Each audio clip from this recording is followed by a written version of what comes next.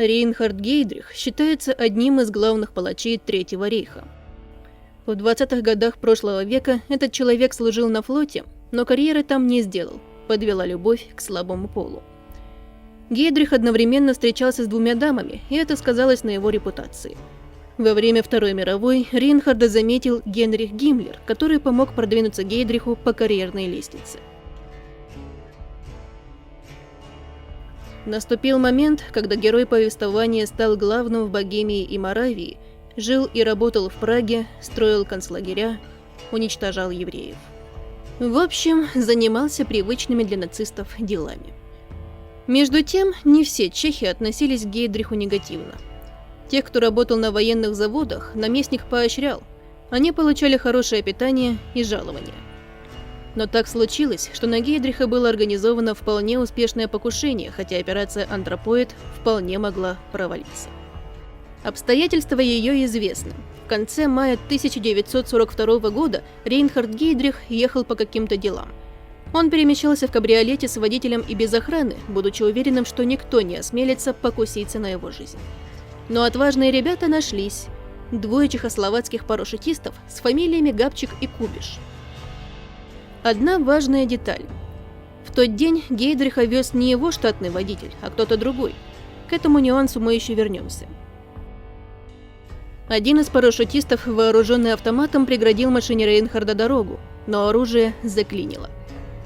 Гейдрих закричал водителю: «Стой!» Транспорт остановился. Гейдрих, выхватив пистолет, открыл дверь, чтобы выбраться из автомобиля и уничтожить покушавшегося на его жизнь, но пистолет, как считают, тоже не выстрелил. В это время второй парашютист бросил гранату в машину.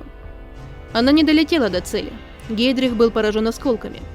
Палач ушел из жизни позже, после операции. Официальная причина смерти Гейдриха – сепсис. Габчика и Кубиша нашли. Один из них покончил с собой, другого уничтожили фашисты. Официальная версия говорит, что диверсантов подготовили английские спецслужбы, и по сути Габчик и Кубиш с задачей справились. Но есть и другие версии, касающиеся того, почему и кем был устранен Гейдрих. Есть, например, теория, согласно которой в ликвидации персонажа, о котором идет речь в статье, был заинтересован Гиммлер. Якобы он опасался Гейдриха и хотел поставить на его должность другого человека, менее волевого. Эта версия мало кем рассматривается серьезно, хотя бы потому, что можно было найти более простой способ устранить нежелательную фигуру. Чтобы у кого-то из немецкой верхушки появилась возможность ликвидировать Гейдриха, нужно было иметь связи с англичанами, договориться с чехословаками и тому подобное. Очень сложно. Скорее всего, все было так, как считают сторонники официальной версии. Чехословаки и англичане неплохо сработали вместе. Подвело оружие, но результата удалось добиться. Возможно, что имела место врачебная ошибка. Опять же, ошибка или умысел. Никто не ответит на этот вопрос. Раньше было сказано, что Гейдрих ехал с новым водителем, который не смог сориентироваться в ситуации или не хотел этого сделать. Вероятнее всего, это была случайность. Специально водителя, скорее всего, никто не подменял. Мог ли Гейдрих спастись? Ряд историков считает, что да, мог. Не нужно было приказывать водителю останавливаться. Необходимо было ехать прямиком на автоматчика, у которого были проблемы с оружием.